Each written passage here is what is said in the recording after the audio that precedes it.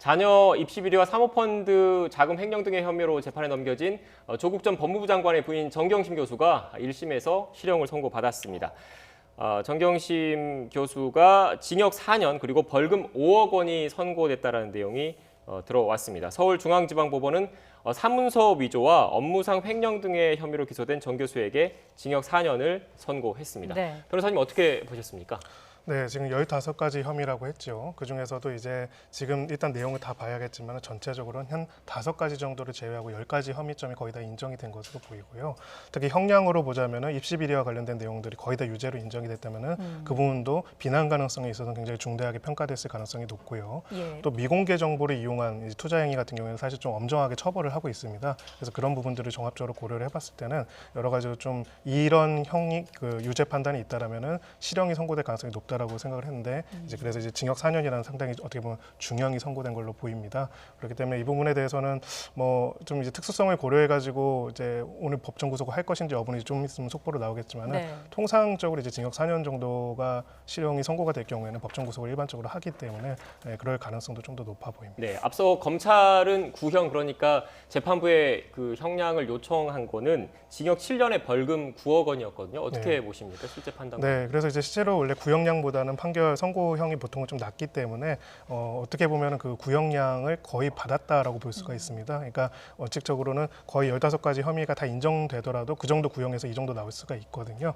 그래서 이 재판부가 결과적으로는 이 사건을 판단함에 있어서 유무죄의 판단도 있지만은 양형을 판단하는 데 있어서는 유무죄 이후에 어느 정도가 적정한 양형인지를 판단하게 되는데 지금도 속보 자막으로 나오고 있지만은 굉장히 비난 가능성이 크고 처벌의 필요성이 높은 사건이라고 판단해서 중형을 선고한 부분이 있다라고 보여집니다. 네, 시시각각 지금 관련된 소식이 들어오고 있기 때문에 지금 들어오는 대로 관련 소식이 들어오는 대로 바로바로 전해드리고 있습니다. 재판부가 이 같은 판단을 하게 된 이유에 대한 설명도 좀 있습니다. 그대로 좀 읽어드리면 정 교수가 자녀 입시 비리로 성실히 노력한 사람에게 허탈감과 실망감을 주는 등 우리 사회의 믿음과 기대를 저버렸다라는 내용이 있었고요.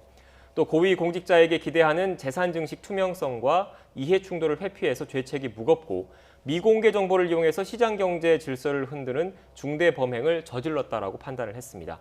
아울러 수사 시작과 함께 증거 인멸을 지시하는 등 수사와 재판을 방해했다는 점도 지적했다는데 결국 이 세 가지 쟁점이었지 않습니까? 입시 비리, 그다음에 사모펀드, 증거 인멸과 관련된 얘기였는데 15개 혐의 가운데 일부는 인정하고 일부는 인정하지 않았지만 전반적으로는 검찰의 그런 주장을 받아들였다 이렇게 봐야 되는 겁니까? 네, 그렇습니다. 지금 구형량이 7년인데 선고형이 4년으로 나왔다는 것은 사실상 이제 비난 가능성에 있어서는 검찰의 구형과 거의 동일한 판단을 했다라고 보여지고요. 특히 이제 재판부가 이 부분에 대해서 입시 비리에 있어가지고는 뭐 이런 이야기들이 있었죠. 뭐 이 정도는 다 누구나 하는 거 아니냐라고 이야기를 했지만은 이 정도는 누구나 하는 것도 아니고 이런 내용들을 만들어낼 수 있는 사람들도 별로 없고 바로 그런 부분에 있어가지고 사회적 비난 가능성이 크다는 점을 지적한 걸로 보이고요.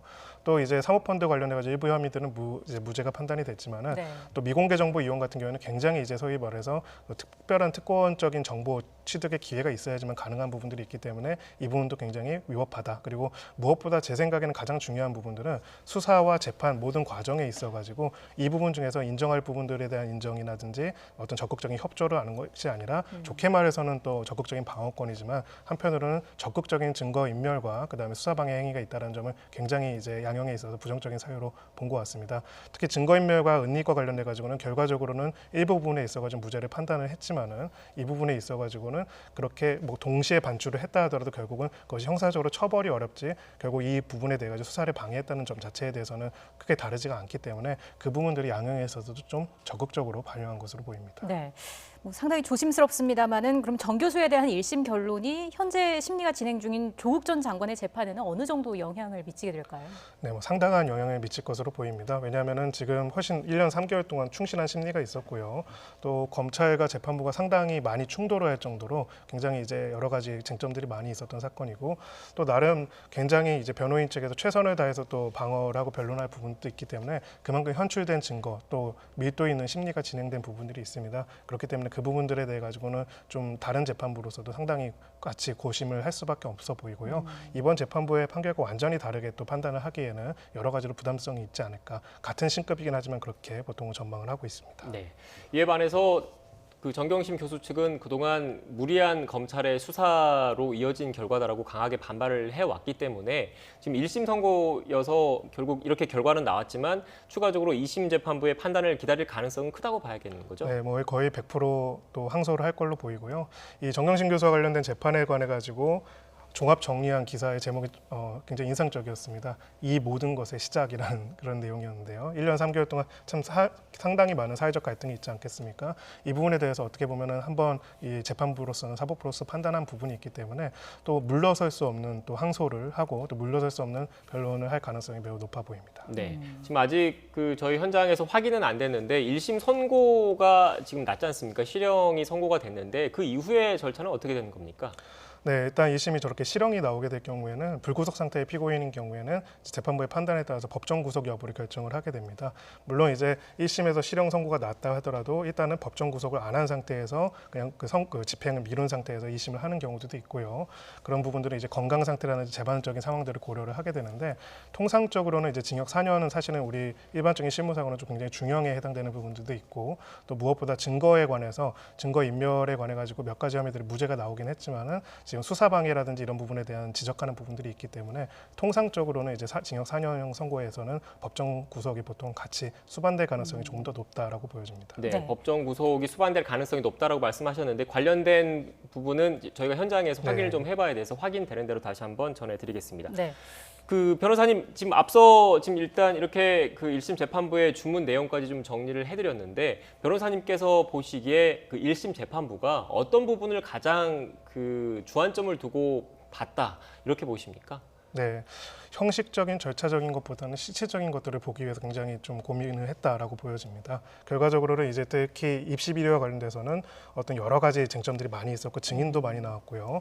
또 실제로 뭐 프린터를 가지고 실제로 위조 같은 거 시연을 보이기도 하고 그랬는데 결과적으로 재판부가 고민했던 부분은 뭐 위법 수직 증거 배제 원칙이라는 법리적인 부분도 중요하지만은 그럼 실제로 그런 인턴을 했는가? 실제로 그런 활동을 했는가? 실제로 그런 부분들이 그 논문에 기여를 했는가? 이런 점들을 봤을 때는 지금까지 나와 있었던 증인들의 증언 내용들을 봤을 때는 부정적인 부분들이 많았기 때문에 그러면 결과적으로는 그 중간에 절차의 부분이 있어가지고는 입증에 어려운 부분들이 많이 있겠지만은 실체가 없는 내용들을 만들었고 이것을 입시에 활용했다라면은 문제가 됐다는 점들을 판단한 것으로 보여지고요. 그리고 나머지 사항들에 관해 가지고는 일단은 조범동 씨에 관련된 재판에서 나온 부분들 판단을 충분히 원용을 하고 미공개 정보와 관련된 부분들이 있어가지고는 별도의 법률상의 판단을 한 것이다 이렇게 보여집니다. 예. 네. 지금 법정 구속 여부와 관련해서 계속 현장 취재 기자가 지금 확인을 하고 있는 것 같은데 관련된 속보가 들어왔습니까? 네, 지금 현장에서 지금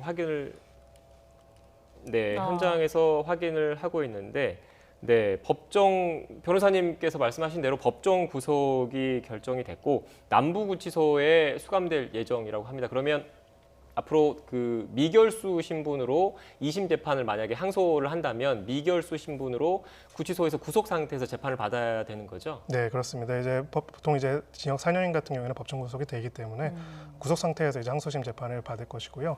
이제 구속 피고인 재판 같은 경우에는 조금 더 빠르게 진행이 됩니다. 이번에 그 법원 차원에서 전체적으로 휴정 권고를 했지만 구속 사건 같은 경우에는 그 방어권 보장과 그래도 빠른 신속한 절차 진행을 위해 가지고 항소심은 조금은 더 빠르게 진행될 가능성이 높아 보입니다. 네. 네. 다시 한번 상황을 좀 정리를 해드리겠습니다. 입시 비리, 사모펀드 의혹으로 기소된 조국 전 법무부 장관의 부인 정경심 교수에 대한 법원의 첫 판단이 나왔습니다. 1심에서 실형을 선고받았고요.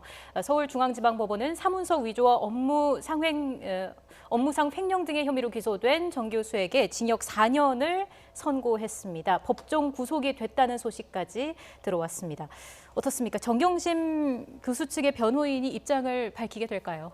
네, 그럴 가능성이 매우 높아 보입니다. 사실은 이번 사건 같은 경우는 어떻게 보면 정경심 교수라는 개인, 사인에 관한 재판이지만 1년 3개월 동안 사실 우리 사회 전체를 흔들었던 사건이고요. 네. 특히나 이제 무리한 기소이다, 무리한 수사이다, 표적 수사이다라는 그런 여러 가지 정치적 갈등이 유발되기도 했습니다.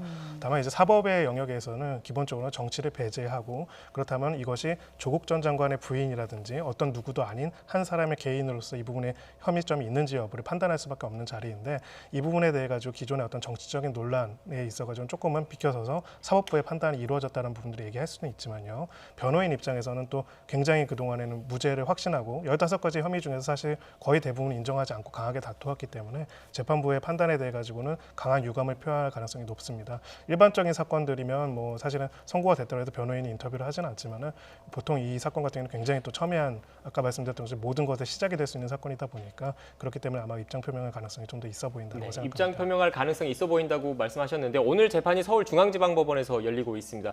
현재 서울중앙지방법원 그 현장 그림이 준비되어 있으면 좀 띄워주시겠습니까? 네, 지금 이 시각 서울중앙지방법원입니다. 이곳에서 오늘 오후 2시부터 정경심 교수에 대한 1심 선고 공판이 있었습니다. 징역 4년의 실형이 선고됐고 정경심 교수는 그 법정 구속돼서 서울 남부구치소에 수감될 예정인데 변호인은 곧 법정 밖으로 나오지 않을까 싶은데요. 관련해서 변호사님께서는 입장 표명이 예상된다고 말씀하셨는데 입장 표명이 있을지 여부는 지금 현장에서 취재 기자가 확인하고 있습니다. 입장을 표명한다면 결국 2심에서 또 한번 다퉈보겠다 이런 입장이 주를 이루겠죠, 아무래도. 네, 아무래도 이제 1심 판결이 또 여론에 미치는 영향이 굉장히 크고 또 이제 이 정경심 교수 변호인 같은 경우는 여론과 관련된 인터뷰에 있어가지고도 굉장히 또 조심을 하고 신경 쓰는 부분들이 많이 있기 때문에 1심 판단이 이렇게 나올 수밖에 없었던 것들이 굉장히 유감스럽고 문제가 있다는 점들을 현장에서 조금이라도 이야기할 가능성이 조금 더 높아 보이고요. 이 건 같은 경우는 사실은 여러 가지 또 정치적인 쟁점들도 있는 사안이다 보니까 아마 입장 표현을 할 가능성이 좀 더 높아 보입니다. 다만 이제 구체적으로는 일반적인 사건 같은 경우에는 보통 변호인이 이렇게 입장 표명을 잘 안 하고요. 사실 1심 변호인 입장에서는 이제 자신의 의뢰인이 저렇게 법정 구속되는 형태라는 게 굉장히 충격적인 또 상황이기 때문에 뭐 아예 또 말을 아끼고 추후에 다시 입장을 표명하겠다 이렇게 할 가능성도 배제할 수 없습니다. 항소해서 2심이 열린다면 어떤 점에 가장 주목을 하게 될까요? 네, 아무래도 이번에 배제됐던 위법 수집 증거 배제 원칙에 대해 가지고 다시 한번 주장할 가능성이 높습니다. 지금 이 입시 비리와 관련돼 가지고는 기본적으로 이 PC에서 나온 여러 가지 증거들에 대한 부분들이 결과적으로는 유죄 판결에 굉장히 근거가 되었기 때문에 이 부분에 대해서 법리적으로 이 수집 증거, 수집 절차 자체가 위법하다는 주장을 또 강하게 할 가능성이 높고요.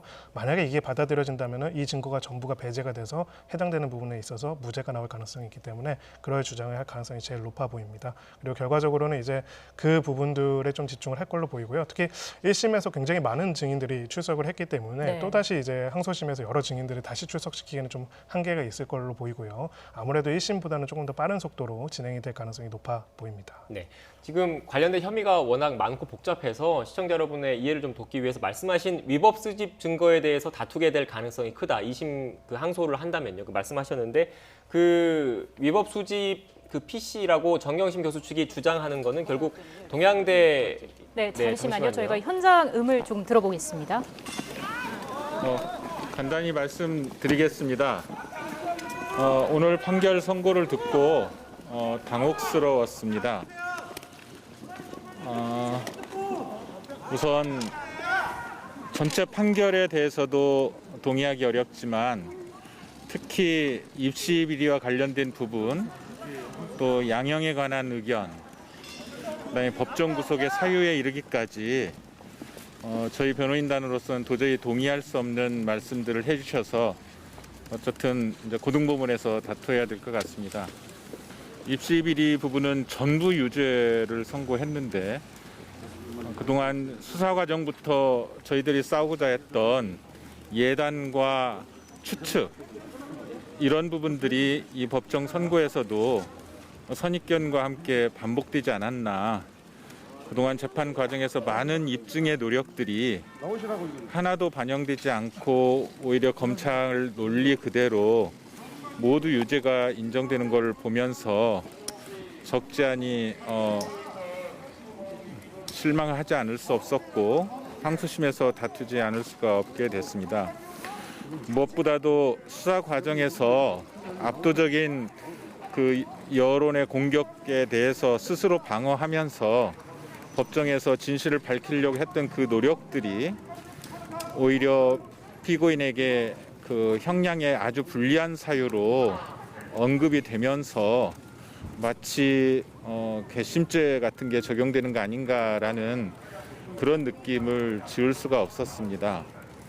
헌법의 원칙에 의해서 무죄 선고를 하는 사유까지도 무죄 판결을 받은 사유까지도 법정 구속이나 양형의 사유로서 삼는 것은 과연 적절한지에 대해서 저희들이 법적인 검토를 하고자 합니다.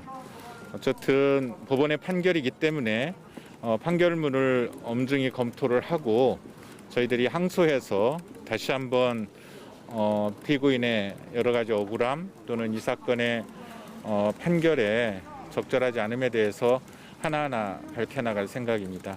이상입니다. 네, 오늘 입시 비리 부분에서 사실 좀 기존의 형량보다 많이 중형이 선고가 됐는데 이 부분에 대해서는 혹시 어떻게 판단하고 계신지요? 이제 법원의 선고이기 때문에 저희가 판결문을 상세히 보고 판단을 하겠습니다. 다만 검찰의 논리가 거의 그대로 반영돼 있고 유죄 판단의 기본 핵심 논거는 변호인이 주장하는 하나하나의 반대 사실이 합리적인 의심의 여지가 없이 부인될 것인가 아닌가, 인정할 수 없는가, 이런 부분들이 판단되어야 하는데 검찰의 주장과 그 주장에 대한 정황 증거들만 나열이 되면서 그 하나의 추측과 예단, 의심을 가지고 유죄 판결에 이른 것은 아닌지 그런 생각을 일단 해보는데, 자세한 것은 판결문들을 하나하나를 보고자 합니다. 특히 무엇보다도 그 사문서 위조의 유죄 판결 부분은 그동안에 검찰이 주장했던 여러 가지의 의심스러운 정황들만 나열하면서 그것에 양립되지 않는 또는 무죄의 가능성에 관한 합리적 문제 제기에 대해서 과연 충분히 판단이 내려졌는가에 대한 저희들의 문제 제기를 할 생각입니다.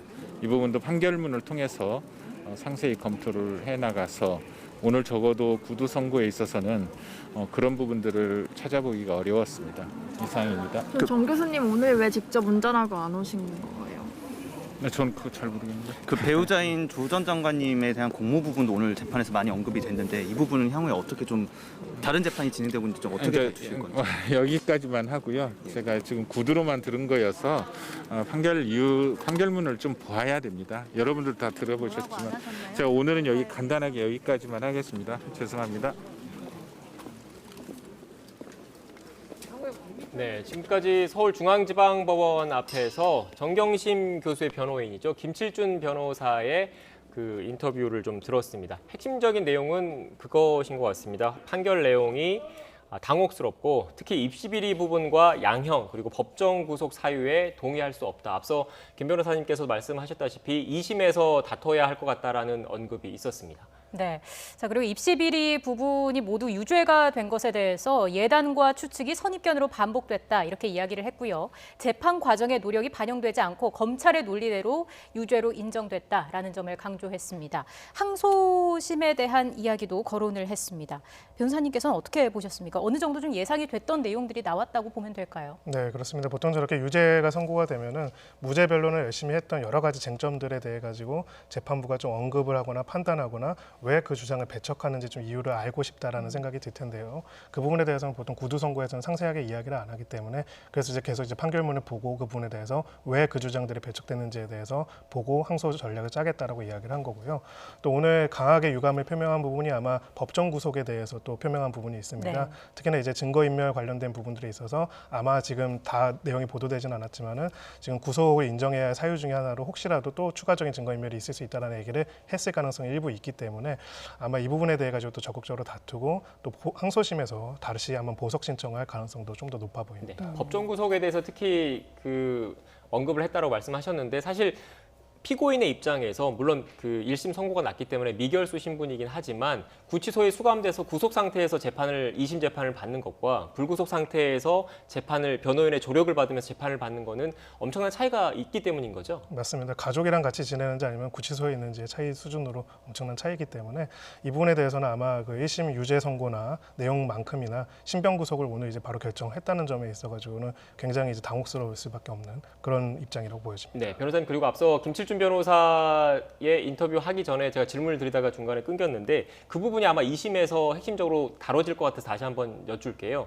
그 입시 비리 부분과 관련해서 그 증거인멸과 좀 연관돼 있는 부분이긴 한데 이 동양대 PC의 문제입니다. 이 동양대 PC가 검찰이 그 동양대 쪽으로부터 이미 제출 형식으로 받았는데 정경심 교수 측에서는 그게 적법한 절차가 아니다. 소유자는 정경심 교수인데 그게 그 다른 사람으로부터 이미 제출 받는 게 말이 되느냐라고 했습니다. 근데 그 부분에 대해서 사실 1심 재판부는 증거 능력을 인정을 한 거지 않습니까? 그렇습니다. 그런데 이 부분에 대해서 계속 다툴 가능성이 있어 보이는데 2심에서는 어떤 판단이 내려질 것으로 좀 보십니까? 결국 두 가지 단계입니다. 이 증거의 수집 절차 자체에서 절차적 하자, 위법이 있는지 여부를 먼저 판단을 하게 되고요. 네. 두 번째로는 그 위법이 있다면 무조건 위법 수집 증거를 배제하는 것이 아니라 시체적 진실 규명이라는 것과 균형을 잡아봤을 때 그렇다고 해서 이거 증거 능력을 배제할 만큼이 있는지를 다시 2단계로 검토하게 됩니다. 그래서 1심 재판부가 이 부분에 대해 가지고 일단은 그 첫 번째 쟁점에 대해서 어떻게 판단했는지가 또 항소심에서도 관련돼서 어떻게 다퉈질지 각도가 달라질 수 있는 부분이 있을 거고요. 기본적으로는 이제 그 취지 자체가 이 PC의 소유권이 누구인지 이것을 제출할 수 있는 사람이 누구인지에 대한 부분들을 판단하게 될 것이기 때문에 그 부분들을 다시 한번 치열하게 다툴 걸로 보입니다. 특히나 입시 비리와 관련돼서는 지금 모두 다 유죄가 판정이 됐기 때문에 결과적으로는 이 부분에 있어가지고 치열하게 다툼으로써 어떻게 보면은 그 형 자체도 그 유죄 여부도 다투지만은 양형에 있어가지고도 최대한 좋은 결과를 만들어내기 위해서 변호인 쪽으로서는 노력할 가능성이 높습니다. 예, 변호사님 마지막으로요. 오늘 선고가 결국에 관심을 끈 가장 큰 이유는 조 전 장관 일가에 대한 검찰 수사의 정당성 여부를 좀 판단할 수 있는 어떤 기준이 될 수 있기 때문이었을 텐데 앞으로의 파장은 어떻게 예상하십니까?